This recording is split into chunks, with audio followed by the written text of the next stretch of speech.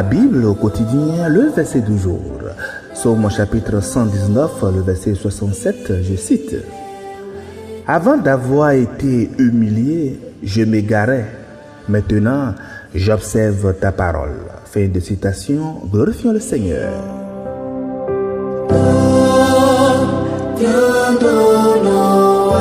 Alléluia, bien-aimés auditeurs et auditrices de notre Seigneur Jésus-Christ. Nous sommes le premier jour de ce 4e mois de l'année. Je prie l'Éternel de nous garder et de nous fortifier tout au long de ce mois d'avril. Bien-aimés dans le Seigneur. Le psaume 119 est le plus long chapitre de toute la Bible, vous le savez, 176 versets qui sont entièrement consacrés à la méditation de la parole de Dieu. Notre verset du jour, le verset 67, appartient à la 9e strophe qui couvre les versets 65 à 112. Et cette strophe-là, tout entière, est consacrée par un seul thème, unique. La bonté de Dieu qui se manifeste jusque dans l'affliction. Le verset 65 du chapitre ouvre en disant « Tu fais du bien à ton serviteur » et le verset 71 confirme « Il m'est bon d'avoir été humilié afin que j'apprenne tes statuts ». Notre verset du jour, le verset 67, se situe bien donc au cœur de cette révélation qui dit que l'humiliation n'est pas une punition aveugle, mais en fait, c'est une leçon pour nous. C'est une pédagogie divine, car cette parole parle d'affliction et surtout le but de cette affliction dans notre vie. Après tout, bien-aimé, tout un chacun de nous se retrouve un jour ou l'autre affligé, n'est-ce pas? Et la question n'est pas de savoir si l'épreuve viendra un jour, mais comment est-ce que lorsque l'épreuve sera là, comment est-ce que nous allons la recevoir? Et c'est là que le psalmiste nous donne une leçon au travers de notre verset. Il n'a pas considéré l'affliction comme une catastrophe, bien-aimé. Il l'a reçu comme un remède correctif, un remède dont il avait même besoin pour régler sa vie. Remarquez bien ce qu'il dit dans le verset. Avant d'avoir été humilié, je m'égarais. Il ne dit pas « j'ai été victime d'une injustice ». Il dit « je m'égarais et j'ai payé pour ça. Mais maintenant, j'obéis à ta parole. J'ai donc appris la leçon. » Et quelle leçon s'agit-il? C'est que l'obéissance est bien rémunératrice, que le chemin de Dieu, même s'il passe par la vallée de l'ombre de la mort, est toujours le chemin de la paix. Chers amis, notons que cet égarement dans le verset dont il s'agissait n'était pas une rébellion ouverte contre Dieu.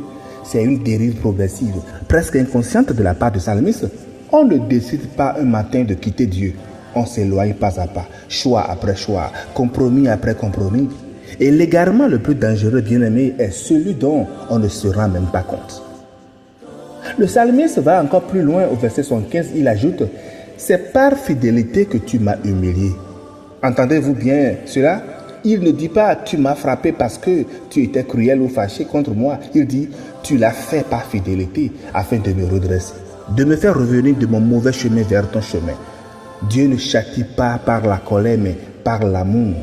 L'affliction entre ses mains, je vous dis, devient l'instrument même de notre restauration.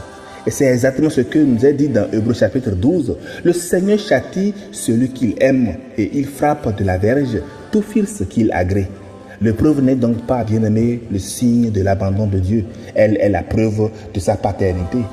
Et en cette semaine sainte, notamment ce mercredi saint, ce verset a encore donc une connotation particulière pour nous tous. Car celui qui n'a jamais péché, celui qui ne s'est jamais égaré, je vais parler de notre Seigneur Jésus-Christ, a accepté d'être humilié à notre place. Ésaïe 53, le verset 5 nous l'annonce. Il était blessé par nos péchés, brisé par nos iniquités. Le châtiment qui nous donne la paix est donc tombé sur lui. Et le psalmiste nous dit, j'ai été humilié, j'ai appris. Le Christ, lui, a été humilié pour que nous autres nous apprenions. Et sa croix aujourd'hui est notre point de rupture, le avant et le maintenant de nous tous. Alors, au regard de tout cela, bien-aimés, est-ce que vous vous sentez affligé actuellement? Ne luttez pas seul. Ne discutez pas avec Dieu. Demandez-lui plutôt, mais pourquoi?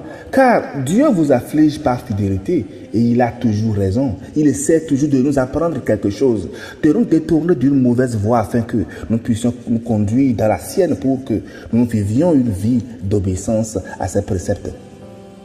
Mais le verset ne nous dit pas que toute souffrance est une punition. Job nous l'a bien dit, mais le psalmiste lui reconnaît honnêtement que son épreuve l'a ramené à la parole. C'est donc un témoignage de gratitude qu'il nous fait par un jugement sur la souffrance des autres. Le discernement ici est très essentiel. Chers frères et sœurs, retenons tout simplement au travers du verset que l'égarement est notre est humain, mais le retour à Dieu est toujours possible. L'épreuve n'est pas la fin du chemin, elle est plutôt le tournant qui nous ramène vers la lumière. Comme le psalmiste nous le dit au travers de notre verset, apprenons à transformer nos blessures en sagesse et nos larmes en louange. Dieu vous aime comme un Père, faisons tous lui confiance. Bonne méditation et agréable journée à toutes et à tous dans la miséricorde de notre Seigneur Jésus-Christ. Alléluia chez vous.